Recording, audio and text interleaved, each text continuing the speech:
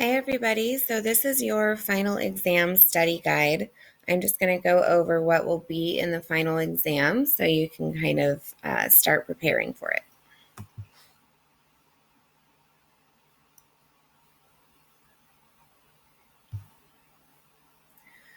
All right, so first some important things to know. You can take the final exam anytime during the week of finals, but the exam has to be completed and submitted no later than 11:59 p.m. on the due date.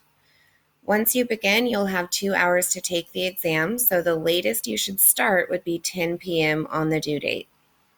No late exams will be given for any reason, so you need to really make sure that you plan accordingly so that you can get this done on time.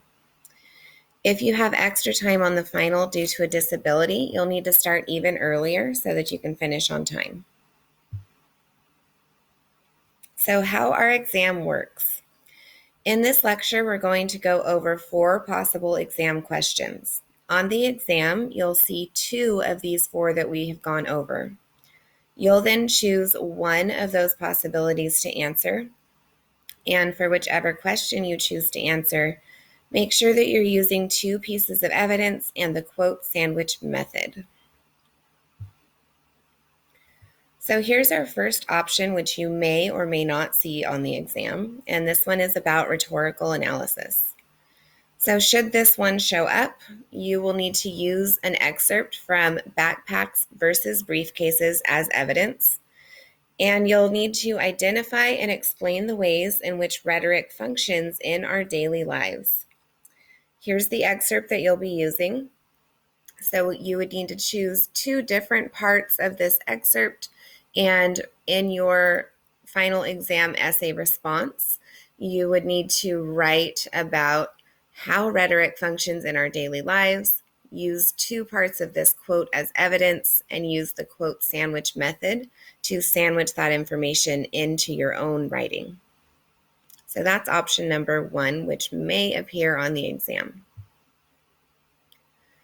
Option number 2 has to do with literary analysis. So if this one shows up on the exam and you choose to write about it, you'll be using 2 quotes from The Awakening as evidence.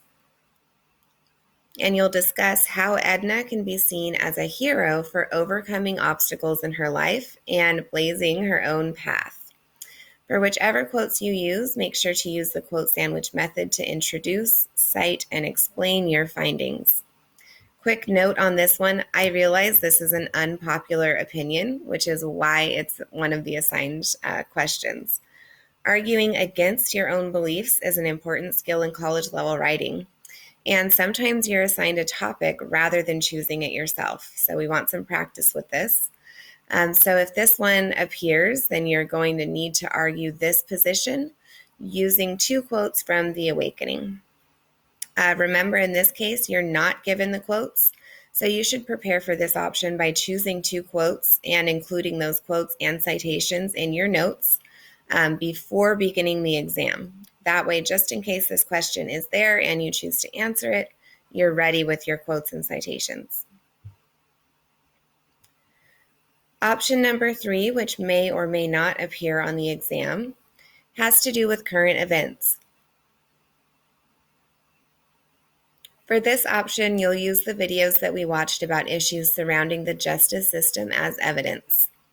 And your job here would be to synthesize 3 videos to discuss how viewing them all together allows for a deeper understanding of the complexities surrounding this topic. So you can use any of the videos that were given in class. There should be more than 3 to choose from. And remember to prepare for this option by choosing 3 quotes with citations from those videos before beginning the exam. That way, if this question is there and it's the one that you choose to answer, you are ready again with your citations and your quotes so that you can prepare your essay answer. Option number 4, which may or may not be on the exam, has to do with more current events.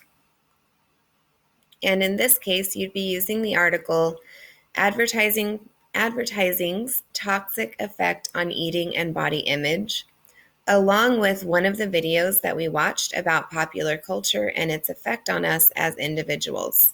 So those are the two things you'd be using for evidence here. Your job would be to present a brief argument persuading your audience to consider the impact popular culture can have on individuals. Sources that you need for this one can be found in past week's modules. Remember, I'm not giving you the quotes here either, so you would need to go back and look at this article and a video of your choice from our previous modules and prepare your quotes accordingly. That way, if this option is there and you choose to write about it, you're ready with your quotes and your evidence and your citations and so on, so you can craft that essay response. A quick note about the quote sandwich method. So remember that both of your body paragraphs for this essay response, you should have ideally an intro, 2 body paragraphs because you're using evidence twice, and then a small conclusion. So that's about the length that I'm looking for this final. There is no length in terms of like page length or word count. Just make sure that you've said what needs to be said and used your evidence effectively. The best way to do that is to use this quote sandwich method. So first, you'll need to make a claim, then introduce your evidence, including the author's name and the name of the source.